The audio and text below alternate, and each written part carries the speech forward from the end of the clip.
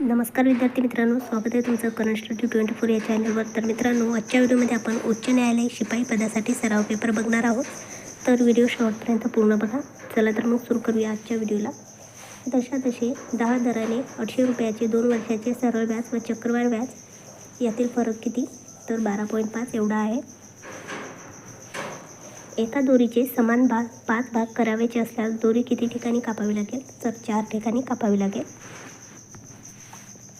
रुपये 70ला एक वस्तू विकल्यास 10 रुपये नफा झाला. ती वस्तू 81 रुपयाला विकली असली तर किती टक्के नफा झाला असता? तर 35%. 999 मायनस 0.9 मायनस 0.999 मायनस 0.999 याचा आन्सर आहे 87.111. 110 ते 120 दरम्यान असणारी मूळ संख्या कोणती आहे? तर 113. खालीलपैकी गटात न बसणारा शब्द कोणता? तर मास्क हा आहे.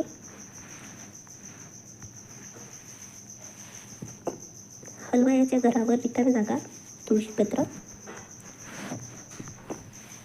वाक्यप्रचार पूर्ण करा. हातावर रिकामी जागा देणे म्हणजे तुळी देणे. उठ या शब्दाचे स्त्रीलिंगी रूप ओळखा. तर सांडणी असे इथे स्त्रीलिंगी आहे.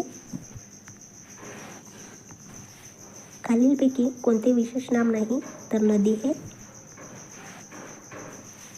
सोवळे या शब्दाच्या जोडीने येणारा शब्द कोणता? तर ओवळे असा होतो. अवसान या शब्दाचा समानार्थी शब्द ओळखा. तर वरीलपैकी सर्व. 77व्या प्रजासत्ताक दिनी कर्तव्यपथावर किती चित्ररथांनी भाग घेतला होता? तर 30. तांबे खनिज कोणत्या जिल्ह्यात सर्वाधिक सापडते? तर चंद्रपूर जिल्ह्यामध्ये सर्वाधिक सापडते. सातपुडा पर्वतातील सर्वात उंच शिखर कोणते? तर धूपगड हे सातपुडा पर्वतातील सर्वात उंच शिखर आहे.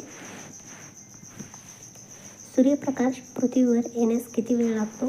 तर 8 मिनिट 20 सेकंद लागतात. भारतात पंचायत राज प्रथम कोणत्या राज्यात स्थापन झाले? तर राजस्थान या राज्यामध्ये स्थापन झालेले आहे. महाराष्ट्र राज्याच्या उत्तर सीमेवर कोणता डोंगर आहे? तर सातपुडा हा डोंगर आहे. रिकामी जागा ही भारतातील सर्वात लांब हिमनदी आहे. तर सियाचीन ही भारतातील सर्वात लांब नदी आहे. खालीलपैकी कोणत्या दिवशी राष्ट्रीय एकात्मक दिन साजरा करण्यात येतो? तर 31 ऑक्टोबर हा दिवस साजरा करण्यात येतो. कचऱ्याचे वर्गीकरण किती प्रकारात केले जाते? तर 4 प्रकारामध्ये केले जाते. घन पदार्थाचे उदाहरण कोणते? तर बर्फ हे घन पदार्थाचे उदाहरण आहे. प्रथिने कशासाठी आवश्यकता आहेत? तर प्रथिने हे वाढीसाठी आवश्यकता आहेत. शाकाहारी प्राणी कोणता? तर हरिण हा.